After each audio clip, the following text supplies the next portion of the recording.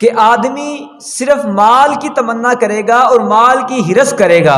उसको ये परवाह नहीं होगी कि माल आ कहां से रहा है, कि मैं माल हासिल करूं, मैं कमाई हासिल करूं, मेरे माल बढ़ जाए, मेरे खजाने के अंदर इजाफा हो जाए। इस औलाद के लिए कमाई करता है हराम सूद के जरिए, रिश्वत के जरिए, बच्चों का मुस्तकबिल अच्छा हो जाए, एक प्लाट खरीदा है दूसरा खरीद लें, अब बच्चों के लिए मैंने एक गाड़ी, दूसरी गाड़ी, मोटरसाइकिल, ये चीजें खरीदनी है, इनके लिए बैंक बैलेंस छोड़कर जाना है। अपने बच्चों के लिए हराम तरीके से माल कमा कमा के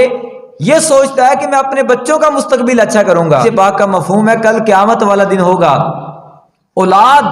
अपने बाप का गिरेबान पकड़ेगी और अल्लाह की बारगाह में अर्ज करेगी, ऐ अल्लाह ये वो बंदा है, इसने हमें इल्म दीन नहीं सिखाया, ऐ अल्लाह इसने हमें सूद खिलाया। जांदी वारी डरोना बनेओ, हथ ना लांदे डर दे, जिन्ना लई तू पाप कमाए, अज किथे ने तेरे घर दे।